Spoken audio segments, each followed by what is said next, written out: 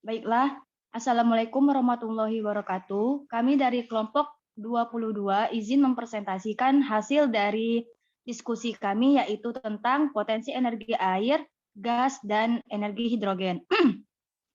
Di mana kelompok kami terdiri dari saya sendiri, Dea Amelia, sebagai moderator, dan teman-teman saya yaitu Dea Septika, Preti Sarayanti, Rara Mutia, dan Tina Asisah. Next, potensi energi air. Pertama, ketersediaan sumber daya di Indonesia. Dilihat pada tabel tersebut, di mana pada tahun 2019 potensi energi tenaga air untuk pembangkit listrik tenaga air dan pembangkit listrik tenaga mini mikro hidro tersebar di Indonesia dengan total perkiraan sampai 75.000 MW, sementara pemanfaatannya masih sekitar 11% dari total potensi. Sebanyak 70.776 MW ada di luar Jawa yang sudah dimanfaatkan adalah sebesar 3.105,76 MW, sebagian besar berada di Pulau Jawa. Pada tabel yang kedua, di mana pada 2025 potensi air dan mikrohidro sebesar 20.960 MW dan pada tahun 2050 sebesar 45.379 MW. Berdasarkan RUPTL 2021 sampai 2030, kapasitas pembangkit EBT akan ditambah hingga 20.923 MW, di mana kapasitas untuk pembangkit listrik tenaga air mencapai 10.390 MW. Menurut Trisnawan, potensi energi air di Indonesia mencapai 94 GW, sedangkan pemanfaatannya baru mencapai 6,2 GW. Pemerintah mendorong pembangunan PLTA di beberapa lokasi seperti PLTA Poso yang akan berfungsi sebagai peaker dengan kapasitas 515 MW, PLTA Batang Toru di Tapunili Selatan yang berkapasitas 510 MW, dan PLTA Upper Cisokan Pumped Store sebesar 1.000 MW. Next.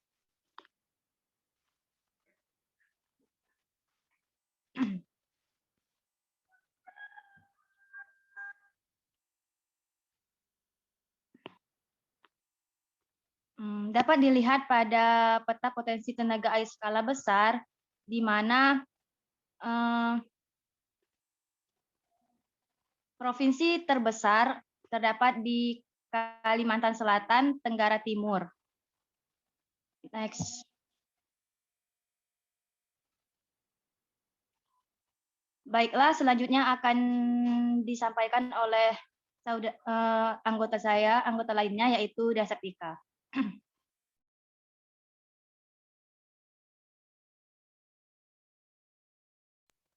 Baiklah, di sini saya akan melanjutkan. Yang pertama, ketersediaan sumber daya di Indonesia.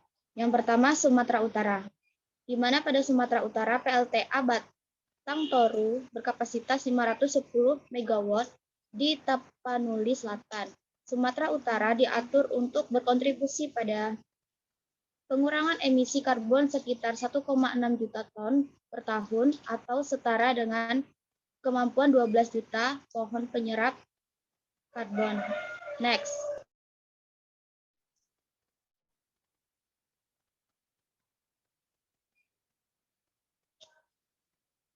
Yang kedua ada pada Kalimantan Utara, di mana salah satunya adalah pembangunan PLTA sampai Karian di Kecamatan Peso mengharuskan 2 desa direkolasi. Tampak desa PLTA atau Radal Kaltara khususnya untuk EBT, di mana EBT energi baru terbarukan Kaltara memanfaatkan potensi sumber daya air berupa sungai dan air terjun untuk pembangunan pembangkit listrik baik skala besar PLTA ataupun skala kecil. Di wilayah provinsi ini terdapat 5 aliran sungai besar yang memiliki potensi pembangunan pembangkit listrik EBT atau PLTA dengan potensi perkiraan sebesar 21.955 MW. Salah satunya saat ini sudah memotongi izin lengkapnya dan akan memasuki tahap konstruksi, yakni PLTA Sungai Kayan di Kabupaten Bulungan yang memiliki potensi kapasitas 900-an megawatt, sedangkan PLTA Sungai Mentarang di Kabupaten Malinu yang memiliki potensi kapasitas 1.375 megawatt sudah memiliki izin prinsip untuk masuk tahap studi kelayakan. Next.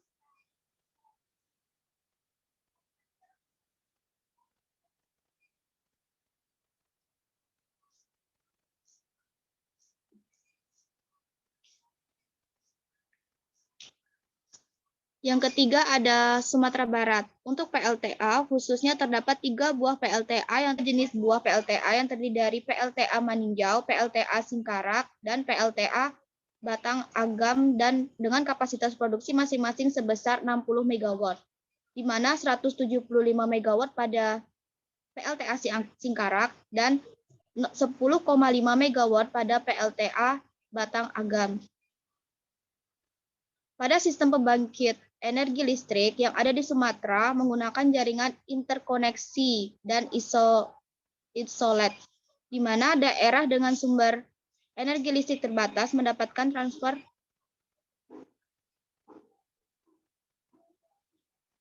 dari daerah yang mempunyai sumber energi tinggi. Pembangkit dengan kapasitas besar terinkoneksi dalam satu sistem grid sumber, di mana 150 kV maupun menyediakan 335 MW. Dilihat dari kondisi ini, produksi energi listrik dari PLTA yang ada di Sumatera Barat mendukung 5% dari total beban puncak Sumatera yang saat ini telah mencapai 4.850 MW. Sumatera Barat memiliki potensi pembangkit listrik tenaga berbasis air skala besar, menengah, dan kecil pada 44 lokasi dengan jumlah potensi mencapai 344 MW, di mana angka deforestasi dari tahun 2000 hingga 2012 di Sumatera Barat sudah mencapai hampir 92.000 ha. Next.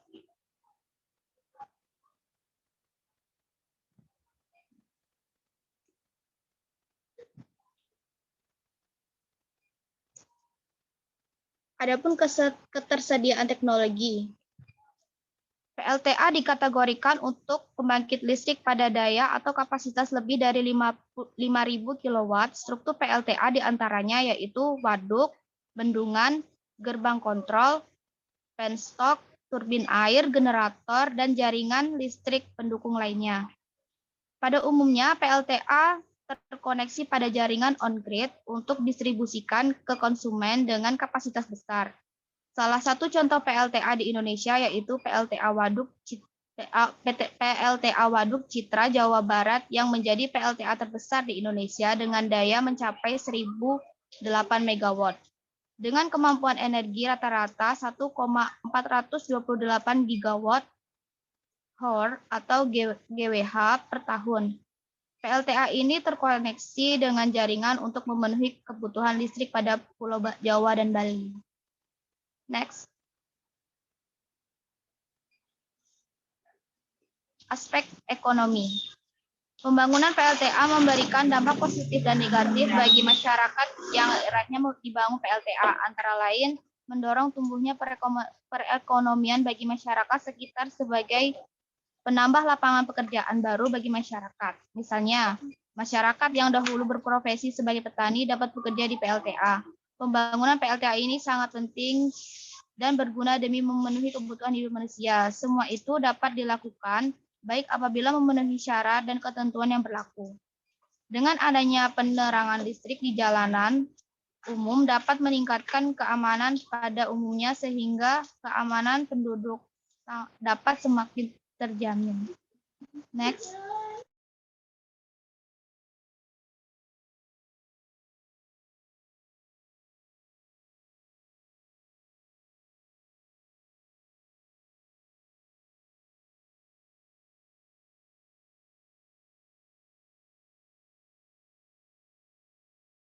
Baiklah, untuk slide selanjutnya akan dilanjutkan oleh teman saya.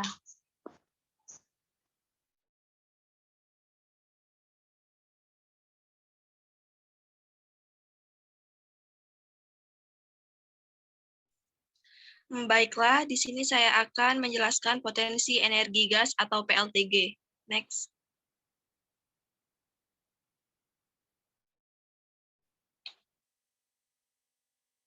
Yang pertama, ketersediaan sumber daya di Indonesia.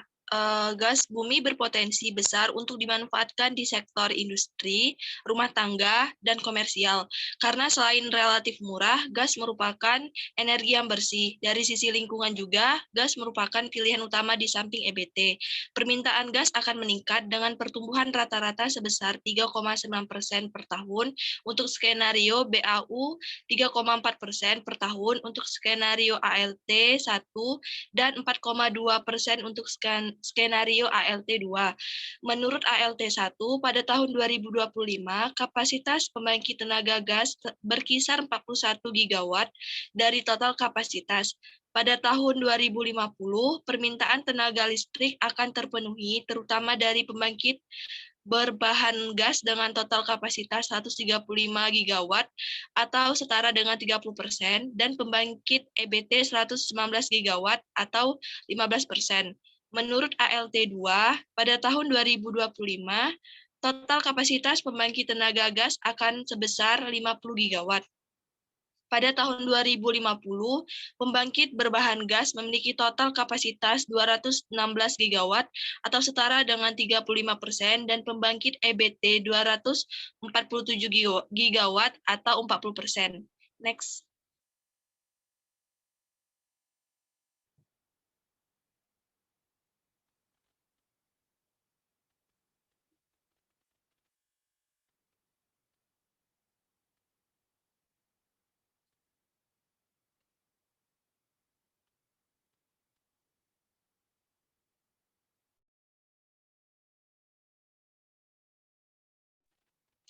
Di sini bisa dilihat gambar dari Cikarang, perusahaan penyedia listrik swasta pertama di Indonesia ini menyediakan listrik untuk kawasan industri di wilayah Cikarang, Bekasi, Jawa Barat. Perseroan saat ini mengoperasikan 2 pembangkit, yakni yang pertama pembangkit listrik tenaga gas uap atau PLTGU, dan yang kedua pembangkit listrik tenaga gas atau PLTG di kawasan industri Jababeka dan MM 2100 dengan total kapasitas terpasang 864 MW dengan GE 1100 sampai 1400 MW, bangun PLTG baru semua 1100 MW full untuk PLN. Sebesar 218 MW diantaranya merupakan unit cadangan untuk dioperasikan apabila diperlukan ketika turbin gas yang ada menjalani perawatan. Penambahan kapasitas terpasang menjadi salah satu strategi perseroan untuk mengantisipasi pertumbuhan permintaan kapasitas listrik di masa depan. Next.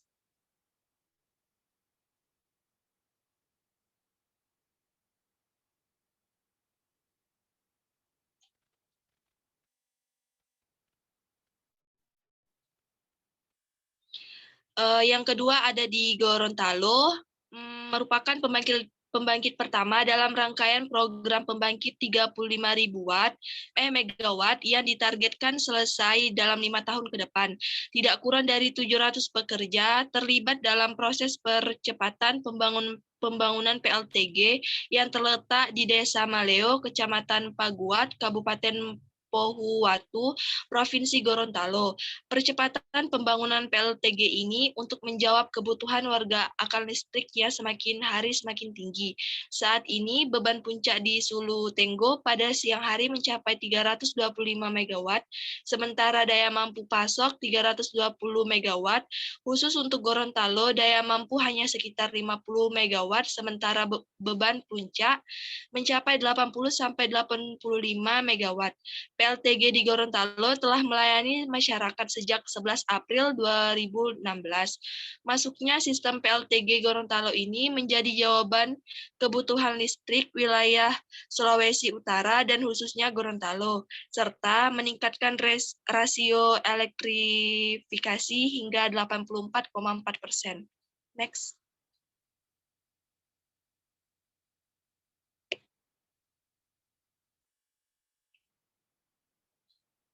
Yang ketiga ada di Kalimantan Timur. PLTG di kawasan Indonesia sebelah timur tersebut akan memanfaatkan gas alam dari Bontang seperti PLTG Sambera di Kabupaten Kutai, Kartanegara, Kalimantan Timur yang telah beroperasi sejak 2009.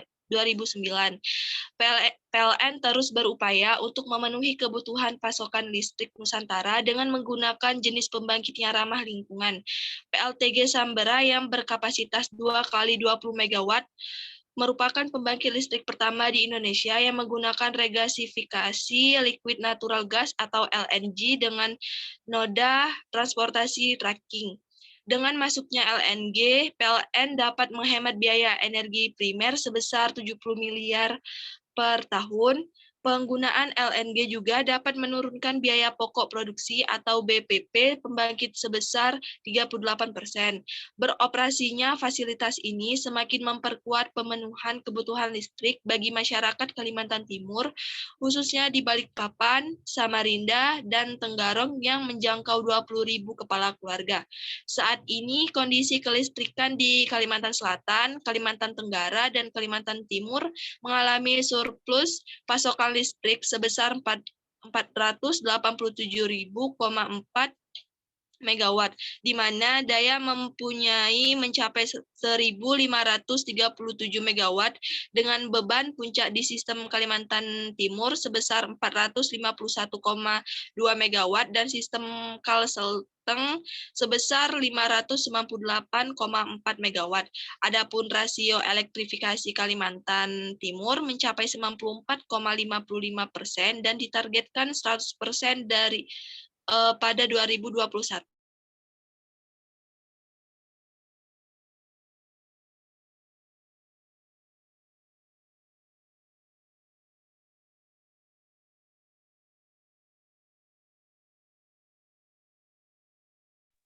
Baiklah, mungkin akan disampaikan atau dilanjutkan oleh teman saya.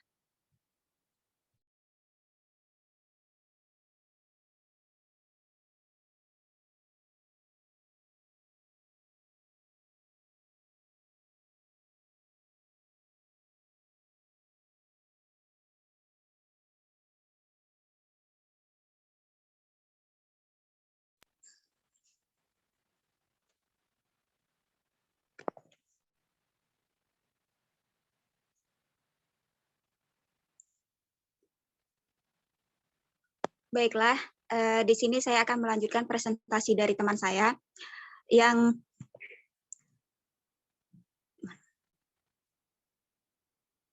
di mana di sini saya akan membahas tentang potensi energi hidrogen atau disebut dengan PLTH.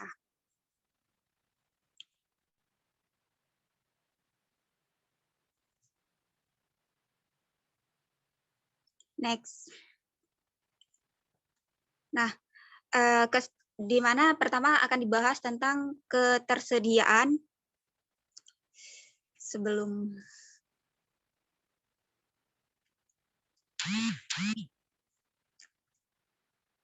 di mana pertama akan bahas ketersediaan sumber daya di Indonesia. Di mana di Indonesia memiliki potensi tenaga hidrogen mencapai 7.308,8 GWh dengan sebaran 10 provinsi.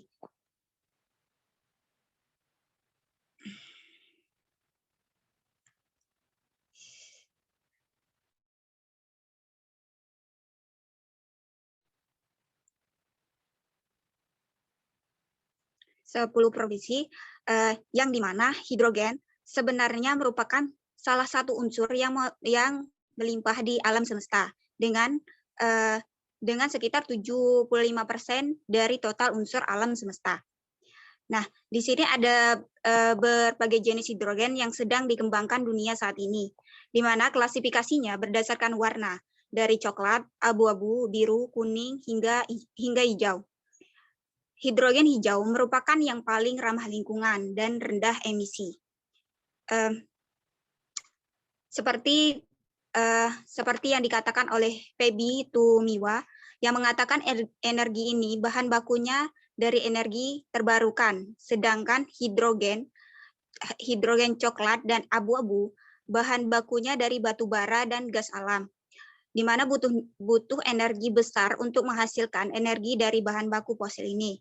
Listriknya pun biasanya dari pembangkit listrik tenaga uap atau PLTU berbahan baku batu bara. Nah, dapat dilihat pada peta potensi tenaga hidrogen skala besar, di mana yang pertama itu ada Sulawesi Tengah, di mana di sini mencapai 995,6 GWH. Yang kedua ada Aceh, 767,2 GWH. Yang ketiga ada Sumatera Utara, 544,2 GWH. Yang keempat ada Papua, 537,2 GWH. Yang kelima ada Kalimantan Timur, ada 518,6 GWH. Yang keenam ada Sulawesi Selatan, yaitu 440,3 GWH. Yang ketujuh ada Nusa Tenggara Timur, 433,9 GWH. Yang kedelapan ada Sulawesi Barat, yaitu 363,9 GWH. Yang kesembilan ada Kalimantan Barat, yaitu 342,8 GWH. Dan yang ke-10 ada Sulawesi Tenggara, yaitu 308,3 GWH. Next.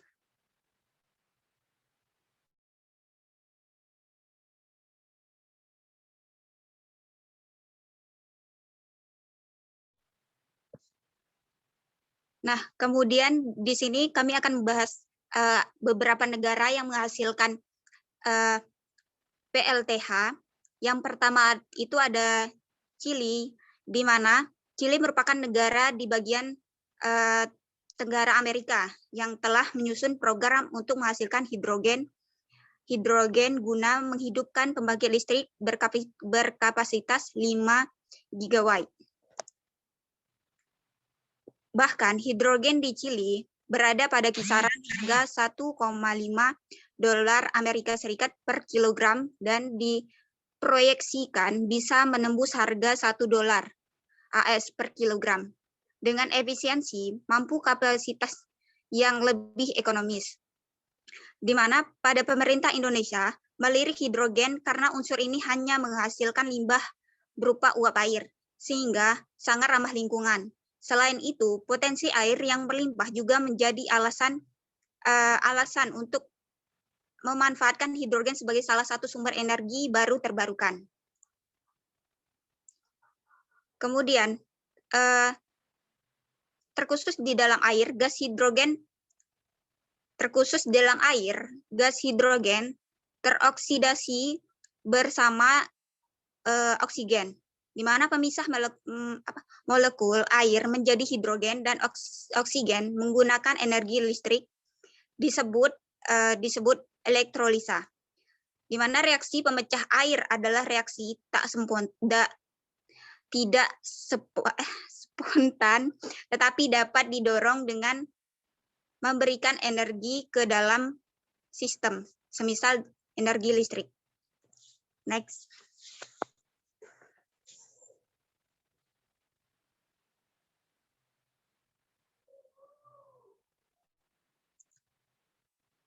Yang kedua ada di negara Australia, di mana bisnis industri hidrogen saat ini memang tengah tumbuh di seluruh dunia.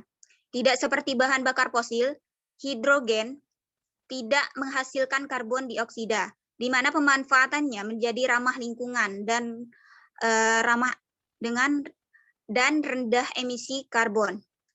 Pemerintah Australia sebelumnya mengumumkan tambahan 275,5 juta dolar Amerika atau sekitar 3,85 triliun untuk mengembangkan 4 pusat hidrogen di kawasan regional Australia dalam 5 tahun. Kemudian komitmen tersebut didasarkan pada janji tahun lalu, di mana terutama untuk investasi sebesar 70,2 juta dolar Amerika Serikat atau sekitar 982,8 miliar dalam mengembangkan satu sub hidrogen. Next.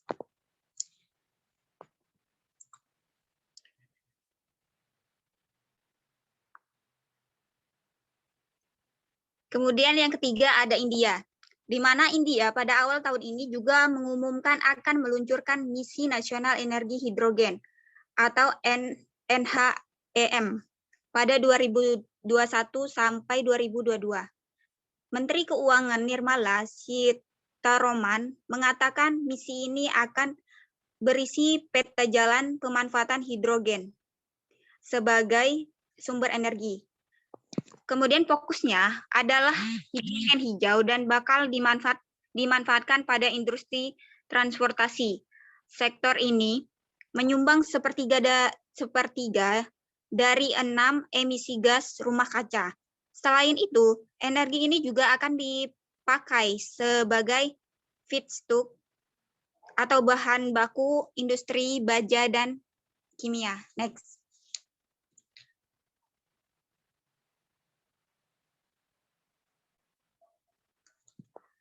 Kemudian ketersediaan teknologi. Dalam ketersediaan teknologi, inovasi teknologi yang dikembangkan ENIA sejak 2003 berhasil mengubah senyawa hidrogen menjadi listrik melalui proses transfer elektron. Yang kemudian teknologi ini dapat dimanfaatkan untuk motor dan tenaga cadangan, berbagai mesin dan peralatan yang membutuhkan energi listrik. Next.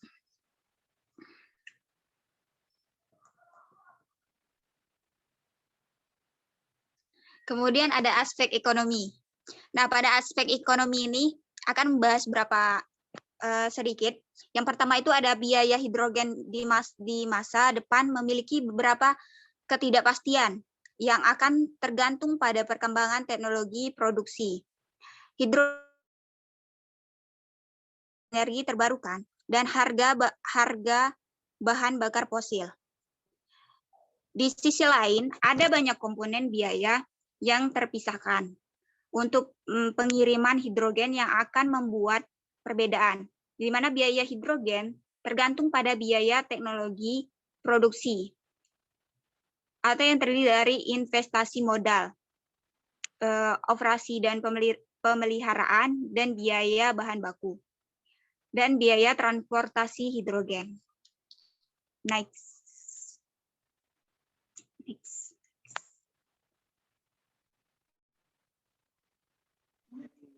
Mungkin itu pembahasan.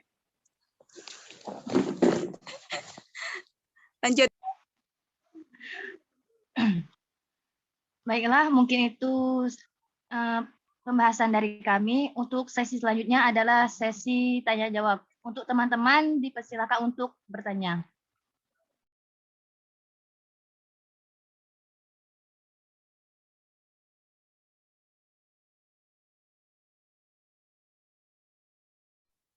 Izin bertanya. Silahkan. Perkenalkan, nama saya Dia Septika. Saya izin bertanya kepada teman-teman. Mengapa PLTA itu bisa dikatakan menjadi suatu energi yang ramah lingkungan? Terima kasih.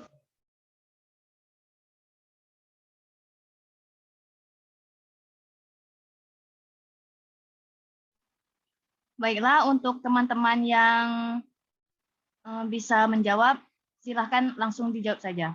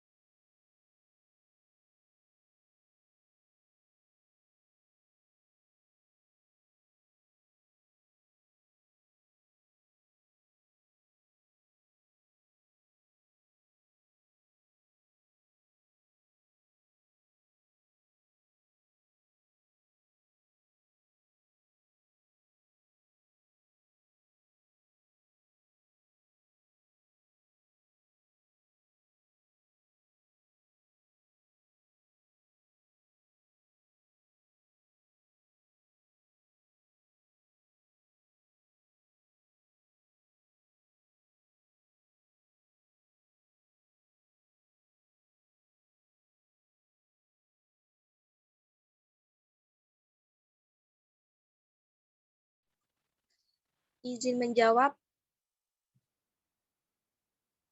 Silahkan. Tadi tuh pertanyaannya, mengapa PLTA itu dianggap ramah lingkungan kan?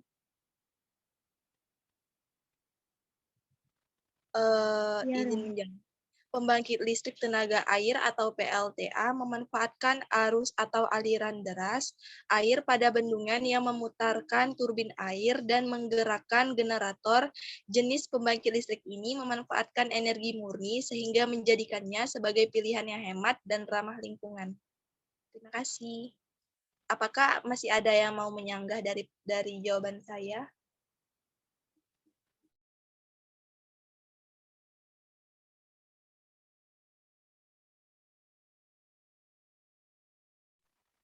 Baiklah teman-teman, ada yang ingin menyanggah atau memberi masukan lagi? Tidak ada.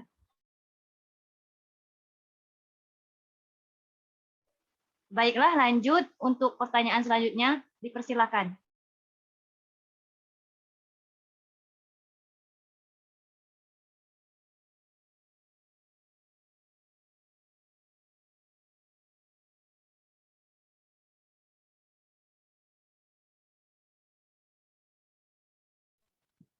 Izin bertanya. Silahkan. Saya Rara Mutia ingin bertanya, bagaimana keterdapatan unsur hidrogen di alam? Terima kasih.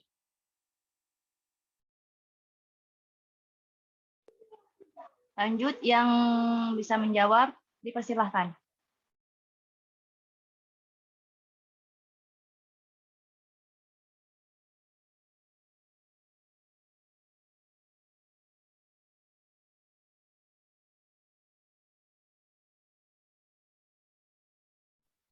Baiklah, saya akan menjawab pertanyaan dari Rara. Bagaimana keterdapatan unsur hidrogen di alam? Hidrogen terdapat dalam air yang menutupi 70% permukaan bumi dan di semua bahan organik. Hidrogen unsur paling sederhana di alam semesta, hanya terdiri atas satu proton dan satu elektron. Hidrogen merupakan gas dan unsur yang paling ringan dan 14 kali lebih ringan daripada udara. Apakah dapat dimengerti?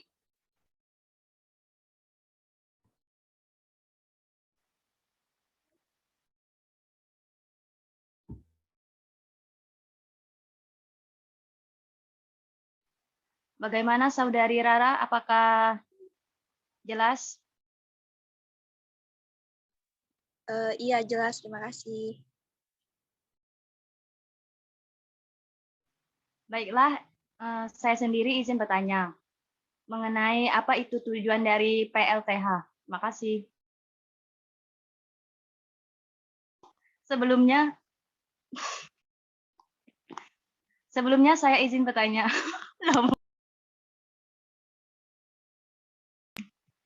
Sebelumnya saya sendiri izin bertanya. Perkenalkan, nama saya Dea Amelia.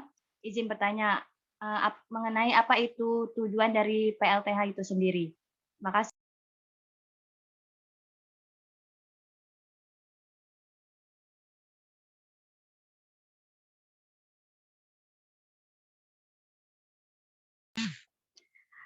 Baiklah, mungkin saya jawab. Baiklah, perkenalkan nama saya Tinazza. Di sini saya akan menjawab pertanyaan dari Dea Amelia, yang dimana pertanyaan tadi yaitu tujuan dari PLTH. Apakah benar Saudari Dea Amelia? Iya, benar. Nah, yang saya ketahui di mana PLTH ini merupakan solusi untuk mengatasi krisis BBM dan ketiadaan listrik di daerah-daerah terpencil, pulau-pulau kecil, dan pada daerah perkotaan, di mana umumnya terdiri atas modul surya, turbin angin, generator diesel, baterai, dan peralatan kontrol yang terintegrasi. Mungkin itu yang saya tahu.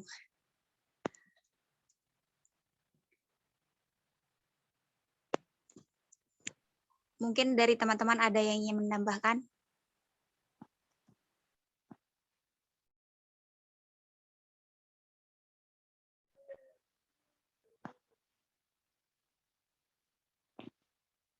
Baiklah, itu sudah mengerti.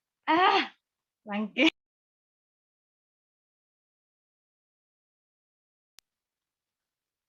Cukup. Baiklah, teman-teman. Jika masih ada yang ingin ditanyakan, silahkan, dipersilahkan.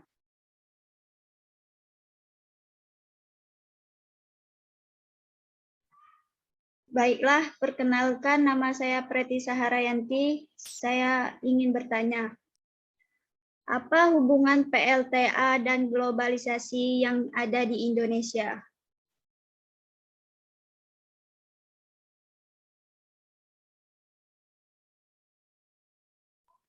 Baiklah, di sini saya Deseptika izin menjawab pertanyaan dari Preti Saharayanti yang mana hubungan PLTA dan globalisasi di Indonesia. Yang saya ketahui, globalisasi itu terjadi karena perkembangan teknologi di berbagai bidang yang didukung oleh peran listrik sebagai sumber energi di dalamnya. Dengan ditemukannya televisi, komputer, dan telepon genggam, arus informasi kemudian menyebar dengan begitu cepat ke bagian negara.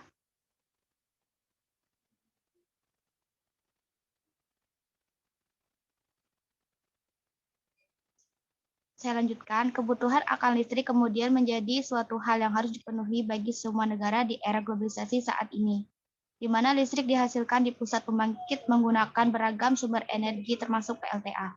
Sekian dari saya atas jawaban yang bisa saya sampaikan. Mungkin ada teman-teman yang ingin menambahkan.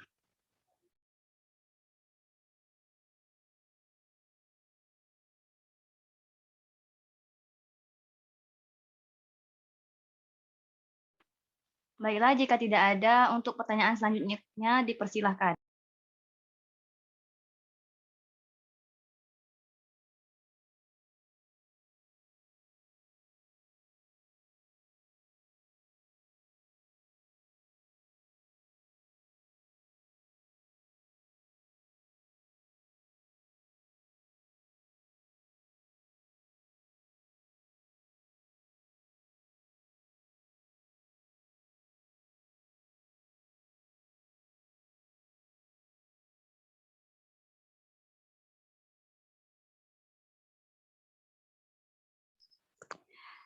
Perkenalkan, nama saya Tina Isa. Saya ingin bertanya,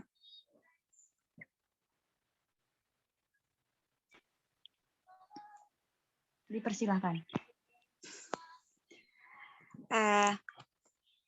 Pertanyaan saya adalah, apa beda proses pembangkitan listrik gas alam dengan mekanisme pada PLTU?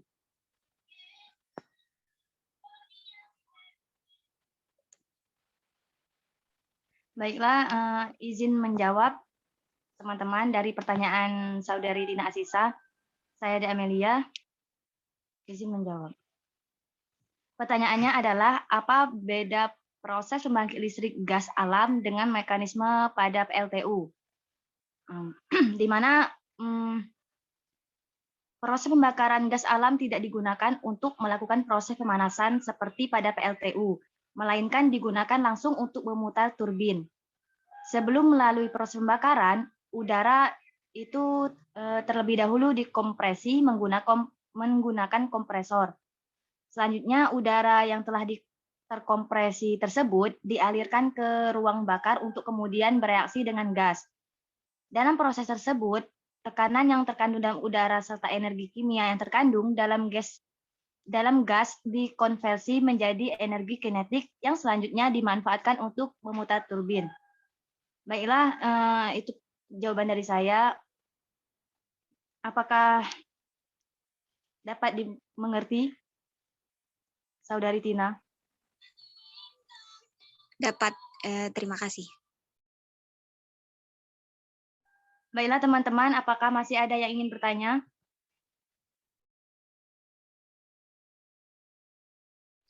Mungkin dari saya cukup. Dari saya juga cukup. Baiklah, jika tidak ada lagi, baiklah, sekian dari presentasi dari kelompok kami, yaitu kelompok 22. Terima kasih. Wassalamualaikum warahmatullahi wabarakatuh. Waalaikumsalam warahmatullahi wabarakatuh. Waalaikumsalam warahmatullahi wabarakatuh. Waalaikumsalam warahmatullahi wabarakatuh.